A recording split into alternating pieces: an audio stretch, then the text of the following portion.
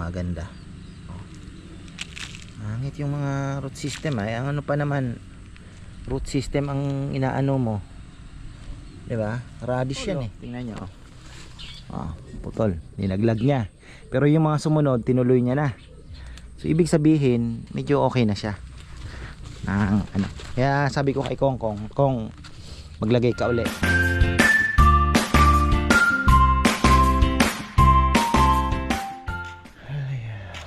Yan, magandang buhay.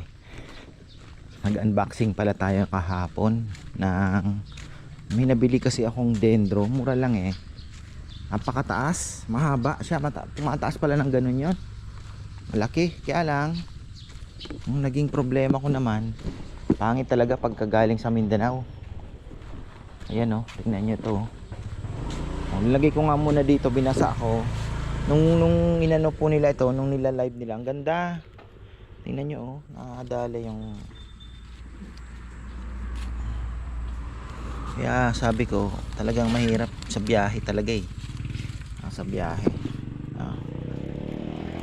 Yan mga farmer. Oy, ano na? Spray tayo kahapon. Yan. Hindi ko pa na ipapalipat itong mga batong ito. Pangit tingnan tong mga kahoy na to. Naging permanente na dito eh. Oh. Ganda na pa naman. Dami pang sanang magandang isabit ano, kaya lang hirap. Sumisikip na. Tama na yung ganito. Alagaan na lang ng maayos. At least, di ba? Pero paminsan-minsan may namamain pa rin. Pero okay na to siguro. Unti-unti na lang. Kung magmamain pa ko eh ano na lang, capriccio. Basta yan oh, masaya na tayo na nakakapagpaugat tayo ng ganyan mga farmer, kasi ibig sabihin talagang gusto nila, di ba? Yung naan dito sa lilim ng mga dentro, parang mas healthy sila, no? Pansin ko lang mga farmer, yan, tingnan nyo. Yun nga, medyo naka ano, pero tingnan, daming tumubo. Yung naan ditong banda, tingnan natin, mga top cut lang to. Actually yung top cut na nabibili ko sa yung binilhan ko niyan, maganda sana kasi mga mura mga farmer, pero iba kasi po talaga ito, itong mga nakaganito. Pricey ito, ng mas mahal to talaga yung mga ganito. Yan, mas mahal talaga ito. Itong ganda oh. Uy, kailangan magmumulaklak. Kailan mo ko bibigyan? Kailan mo ko bibigyan? Wala pa. Ang ganda oh. Napakaganda mga farmer. Taba. Ito dalawa ito. May mga ano na ba yan? Wala pa yung iba. May mga fertilizer na iba. Ito tingnan mo ang top cut. Ang pangit ano? Oh. Yung ugat niya. Ito tingnan niya. Nag-ugatan na. Pataas ng ugatan yan. Oh. Ko alam kung bibigyan tayo ng bulaklak ng mga to. Kasi puro ugatan lumalabas. Oh. Tingnan niya. Uy, bulaklak na rin to ah. Kuripot. Yan. Kuripot. Uy, ano ka? Tayo ka ng konti. Ito yung mga hindi ko pa pala na ililipat ah. Yung mga bago tayong labas na yan oh. Ang hindi ko pa nagawa ito, may nakita ko sa Facebook, may mga lumalabas dyan. Hindi ko po alam kung legit ba talaga.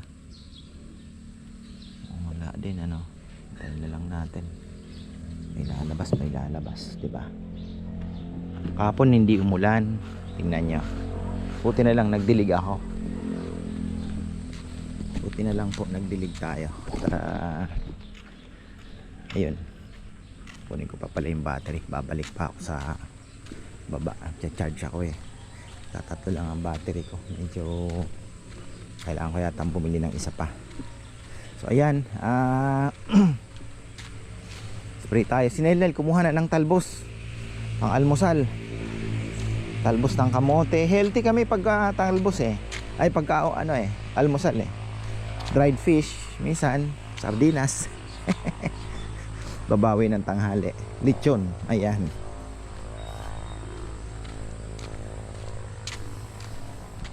Baka kailangan natin i-cultivate ng konti, no? Farmer, kailangan natin i-cultivate ng konti yung ating mga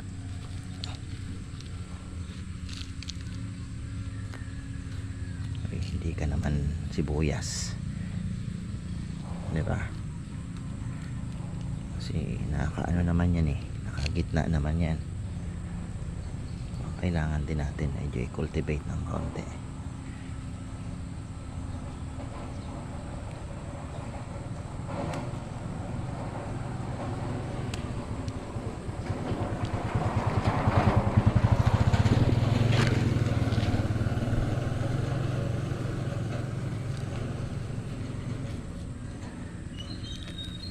Hindi naman na malaman minsan yung sibuyas ha, hindi no. Ayan.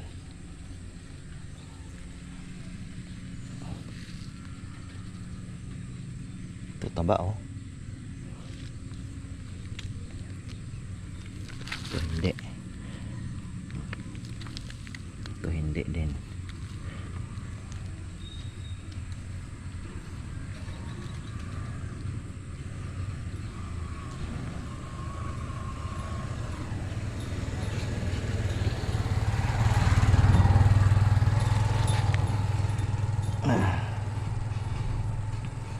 Parang napasarap ako ah. Pasarap tayo ah.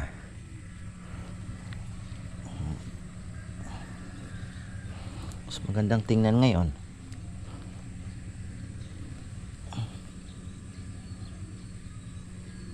Ano kasi to, pagka nadisgrasya ng malakas na ulan, yun lang. Dadapaan.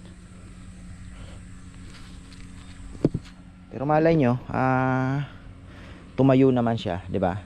Ito maganda oh, tingnan nyo. Maganda yung pagkatayo niya. Bubungkalin ko nga ito ngayon. Pagagandahin natin 'yan. Tapos, ikot pa tayo. Wish kang max ka. Nako, hindi ko na naman nadala. So, ayan oh, wala tayong ulan kahapon. Buti na lang nakapag-spray tayo ng fish amino. Yung ito wala pa pong tanim oh, hindi ko pa naasikaso. Inabot na tayo ng gabi kasi si Bebe kinalmot ni Bob. Actually hindi naman siya kinalmot, minamasahe siya. Dinidiin-diin daw, bumabaon ng konti pala yung kuko. Nagpa-ano pa kami, nagpa-vaccine po kami kagabi na. Gabi na inabot, nagpa-vaccine po kami. Kasi sabi ko wag ka magpatumpik-tumpik dyan eh, kahit sabihin mong pusa yan ano, na parang natuso ka lang ng kaunti sa likod. So ayun, nagpa-vaccine kami. Dito mayroon naman po sa may kanto na animal bite center, parang ganun. So ayun, hanggang alas 7 ata naabot din. Tapos may binili pa kaming konti sa Pure Gold. Tumubo na ba yung ating mga hinihintay?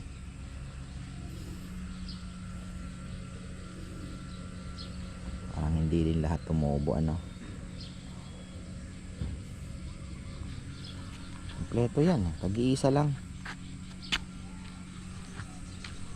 Dalihin ko nga muna ito. Bilis lang. Okay na, palit na tayo ng battery. 44%. Inuha ko na yung isa.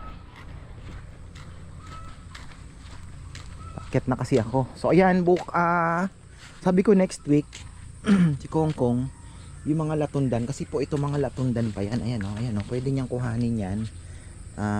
Yun o, mga malalaki na. Ilipat niya na dito kasi masyado pong maliliit yung mga nakuha niya. Parang sobrang liit naman. Halos di mo nga makita.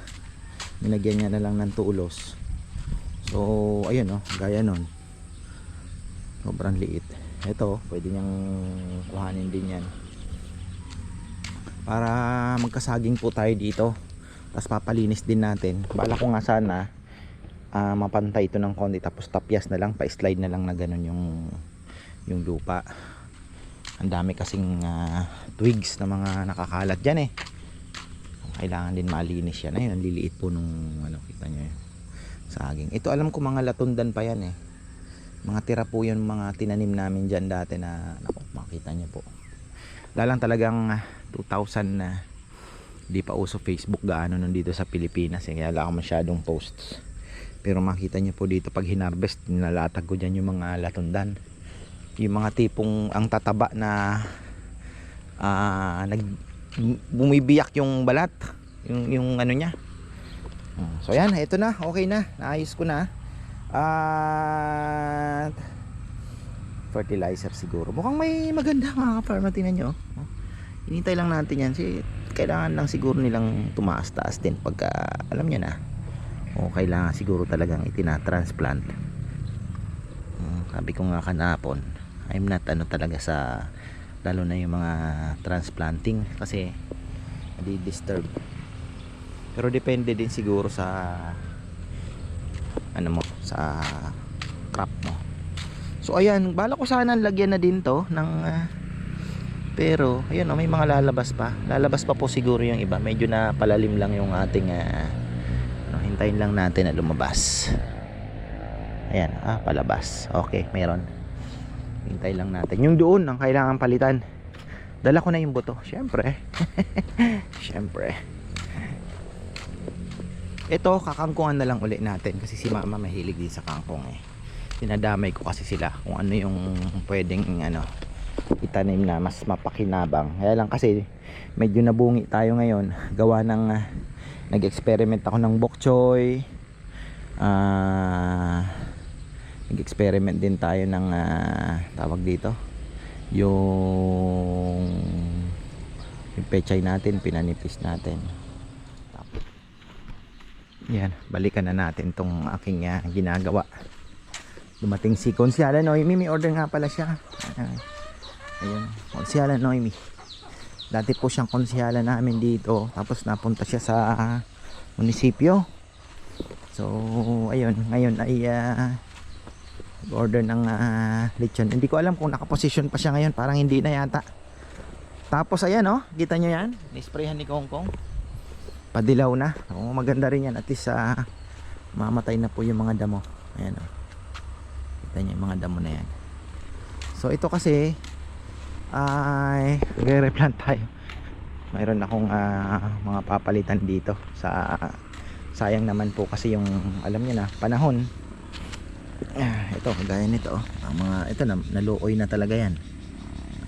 Ito kinain. Ang kalaban po, isa sa mga kalaban din yung kalaban din ng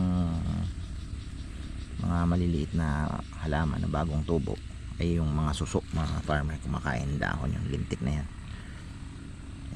Ingat din po kayo doon. May mga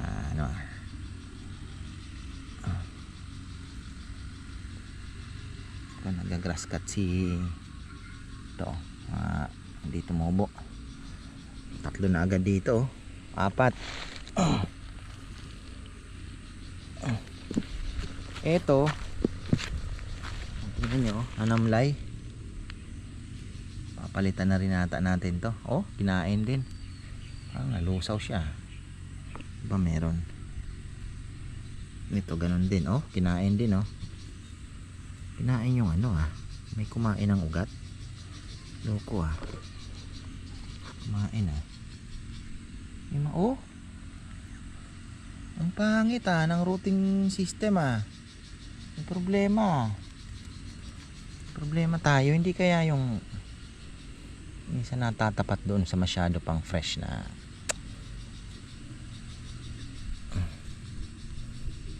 nabubulok sila. Daming daming reject ito kinain din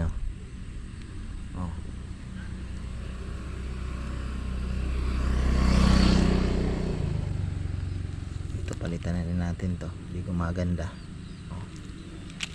Pangit yung mga root system ay. Ang ano pa naman, root system ang inaano mo. 'Di ba? Radish yan eh.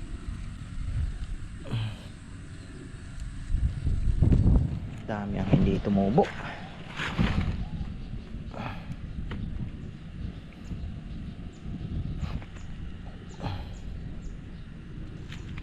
Ito, palitan na rin natin oh. Kumain na. Anong nangyari? Ganda din sana ang dalawa na ilalagay mo. Problema, didikit din po yung ugat nila. Pag parehas good, maapektuhan din pag tinanggal ninyo.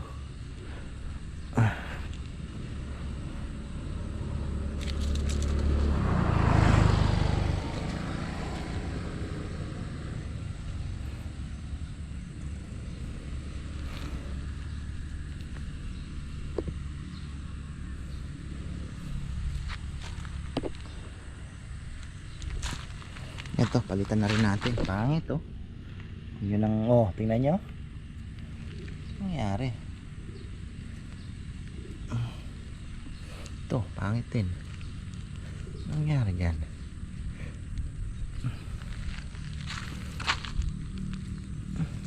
Dami oh. Daming sa kabila. Dami. Ayan, okay na, marami po ang nireplant ko halos kalahati pala to. Late na tayo ng konti. Magkakaanuhan ng ano yan, medyo magkakalamangan ng konti. Parang yung problema natin, yung root system, parang may kumakain. Hindi ko alam kung nabubulok o may kumakain. Kailangan yata madiligan ng yung iba ginagawa po nila, didilig sila ng insecticide. Dinidiligan na nila yan para matakot yung mga, kaya yung Puredan yan o, para matakot po yung mga nangangain. Ito yung ating problema kasi dito sa lupa natin, ang daming buo-buo. Yung mga ito, mga nahalo na, ayan, ngayon palang nabubulok yung, mahirap mag ano ito makapal to. Hindi pa, kulang pa. Patay tayo ng konti. Gusto ko sanang umikot doon, pakita ko po sa inyo yung mga papaya. Ganda na tsaka may minomonitor ako din doon na baka may magdilaw, kasi si Kongkong hindi din po nakikita din masyado dahil ayaw niya rin pong desisyonan yung mga ganyan.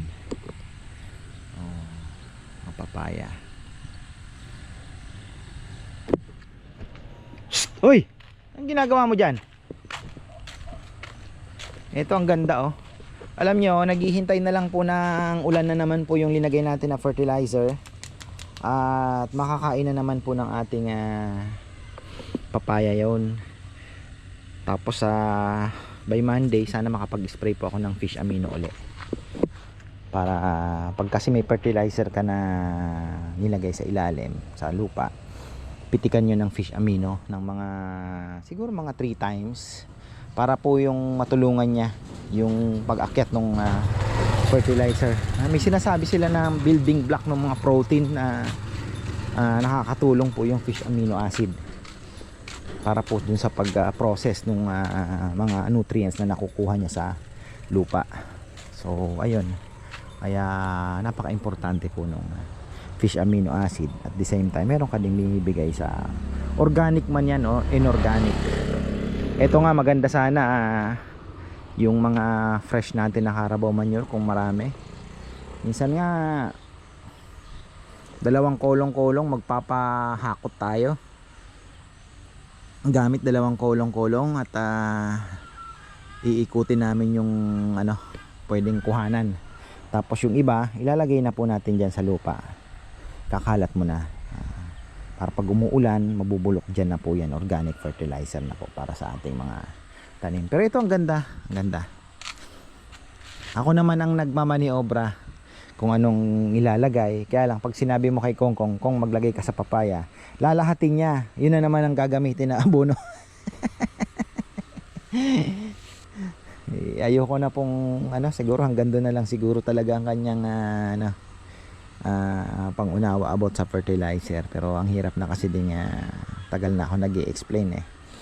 So ayun, tanggapin na lang po natin na hanggang doon na lang siya. So pag nalagay pa naman ako, sabi ko buti nga yung sa nyog, yung may asin, hindi niya na, syempre alam niya naman siguro yung may asin pero yung sa triple 14, yung triple 14 with the ito kasing winner, parang triple 14 po ito mixed with 0060.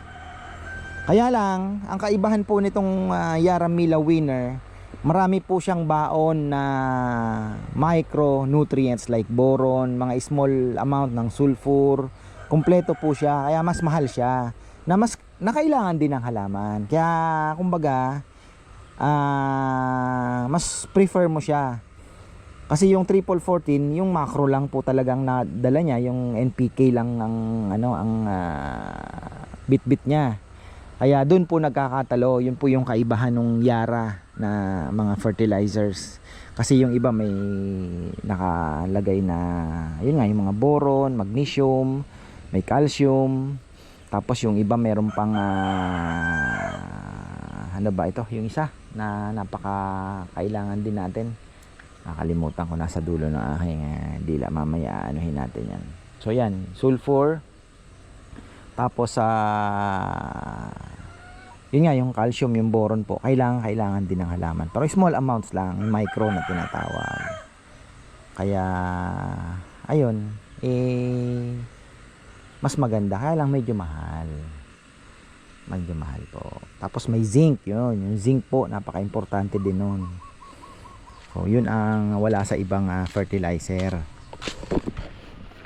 Kaya medyo bababa pa pala ako. So ayan, baba muna tayo. So ayan, ito po ang goal ko dito sa mga papaya natin ay, kaya ako mayat maya nagpapa-fertilizer. Kasi kagaya po nung doon, ayan, masingit ko lang. Yung fertilizer pong inilalagay doon, hindi lang po sa papaya na pupunta. Marami po siya, dikit-dikit na kasi naandoon eh. May saging, mayroon na pong nyog.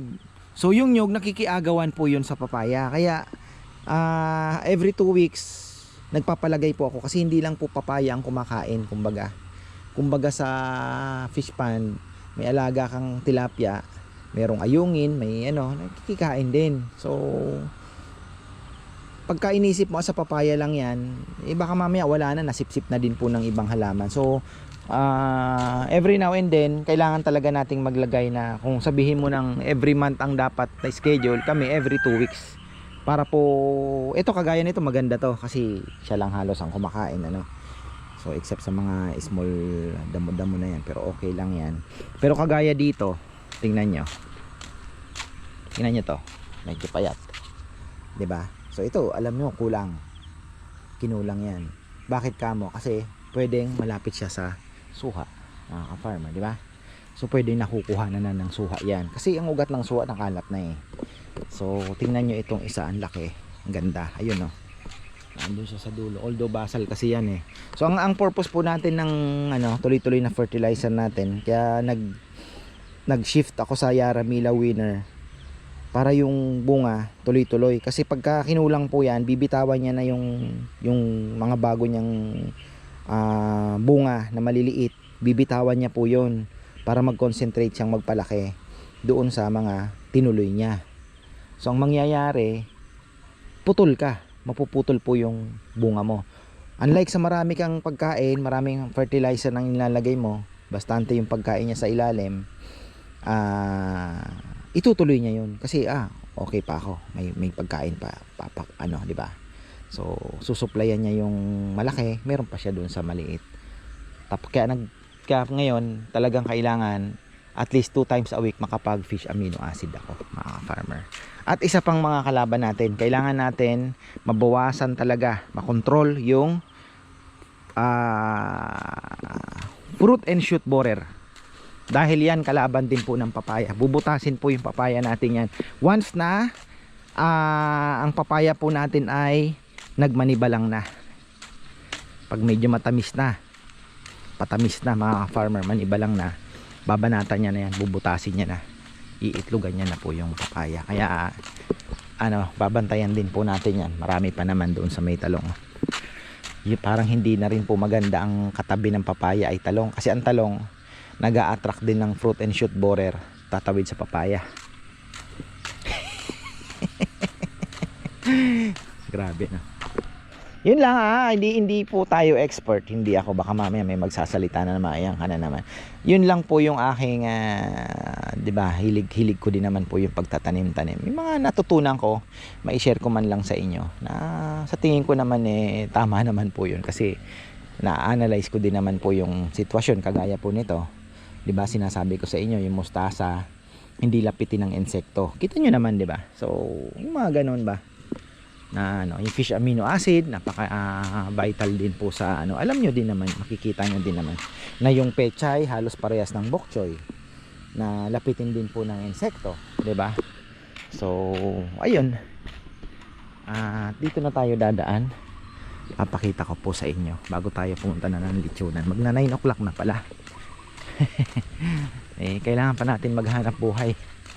Ayan. Tsaka magpapalit din po tayo ng battery. Ay, hindi na pala, may pala ako kukunin, yung tali sa ulo, tapos hugas ng kamay.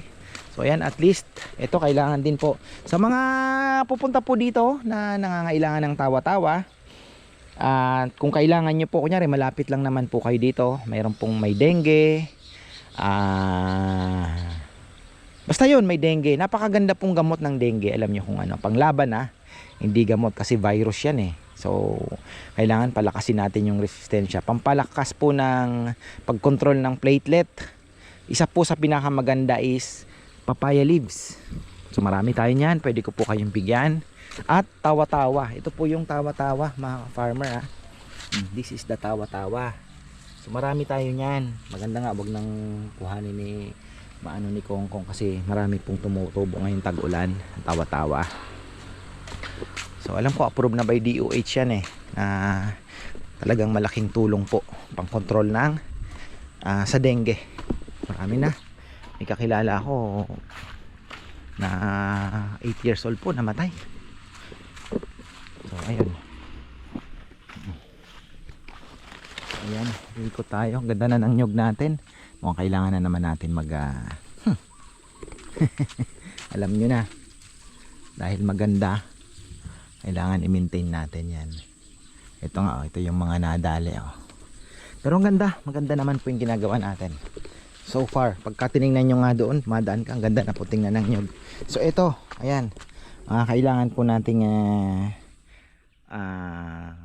supplyan ng magandang fertilizer. Kaya nga sabi ko kay Kongkong magkabila, maglagay ka basta tapat ng, kasi isa pa po sa timing talaga na dapat na mailagay ninyo, dapat na andun. Tingnan nyo, abot na rin po ng nyog, na andun din yung andun din yung ng nyog 1 meter, 'di ba? So nakikiagaw po yan.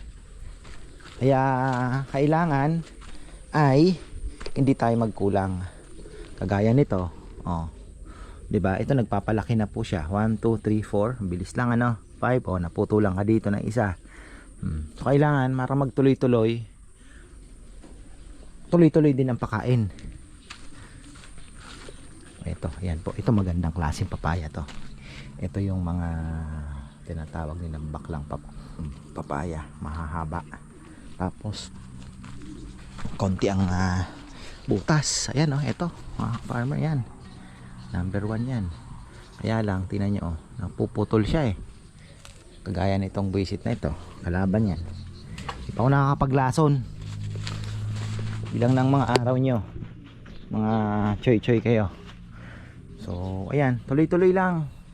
Ang ganda. Kaya lang, problema dito is sunlight naman. Kulang na po sa sunlight. Kulang na sa sunlight. Gawa ng yung ating nyug, nag-spread na po ng taba Tingnan nyo ganda ng pagkapuno niya. So happy po ako dahil yung asin triple 14 ay gustong gusto niya. Gaganda ng nyug natin. Ito putol tingnan nyo putol, nilaglag niya. Pero yung mga sumunod, tinuloy niya na. So ibig sabihin, medyo okay na siya. Ano. Kaya sabi ko kay Kong, maglagay ka uli kasi kailangan. After 2 weeks maglalagay na naman po kami niyan. Antay na lang ng ulan para at least tuloy-tuloy. Itong mga inaabangan ko, baka may mga sakit na lumabas. Winner pala nandiyan niya doon. Depende po kasi sa stage eh. Yung fertilizer na kailangan ng halaman, depende sa stage niya. Depende po sa stage at depende din kung anong klaseng halaman. Oh, 'di ba? Kagaya po nung kalamansi, hindi naman pwedeng lagyan ng ano 'yon. Mas gusto niya yung nitrogen lang halos. Pero ayun. Marka bulaklak. Ganda na ng saging natin. Oh. Maglalabas naman na po yan ng mga saha, tinatawag. So yun na lang. Ang ganda ng papaya. So far, ganda po. Pwede naman na tayo magtabas ng ibang nyog. Pwede naman na po. Biglang taba oh. Kaya gusto ko magkaroon ng drip irrigation dito mga ka-farmer. Kasi pag nag-summer, para po tuloy-tuloy po yung paglaki po ng ating mga niyog. Pag nag-summer ay nakakaano pa din sila. Kasi ngayon ang recovery time nila eh, tag-ulan eh. Tapos maglalagay ka ng fertilizer, gustong-gusto po nila. Tingnan nyo oh. Ngayon ko din lang pansin ngayon. Parang nagulat ako, bigla pong lumaki yung kita nyo yung puno. Laki. Lumaki po. Kaya lang ang dami kong kalaban din ng nyog eh. Kaya hirap din. Ito namatay. So ayan oh, papaya natin oh. Sana tuloy-tuloy yan oh. Shoutout pala kay Leo Chavez. Pag brother, pagka papaya naalala kita. Kasi favorite mo yung papaya namin eh. Ayan oh. So naalala ko si brother Leo. Si Jan, ayan, kachat ko din po nung kailan lang. Kagabi pala. Ayan, kaninang umaga.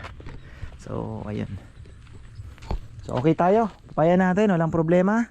Walang may yellow leaf disease. Ay! Tuwing sinasabi ko, lagi akong tingnan nyo. Huli, mga farmer. So like this one, we need to call again. Kasi yan po, oh, tingnan nyo. Ito hindi nakita ni Kongkong na naman to. Nung nag-abono siya. Kuya, meron dilaw doon na ano. So, tingnan nyo po tingnan nyo ang kaibahan. Green na green, kita nyo, green na green. Tapos may lumitaw na. Ayan. Tingnan nyo, nahihirapan siya. Kasi po may virus na siya. Tingnan nyo yung dahon niya. Ayan. Kita nyo, yung kaibahan. Tapos ayan na oh.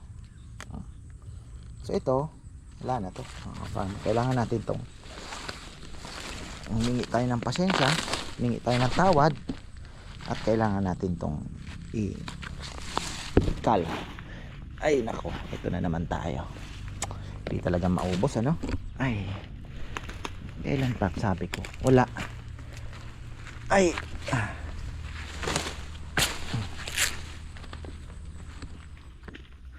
so ayan na. Dito marami pong palaka na kinakain. Sarap mamingwit dyan oh, tubig. Yan po yung dapat na Poso Negro. Kaya lang napuno na rin po ng tubig. Ayan. Pero ayan, ito sa mga kailangan namin linisin.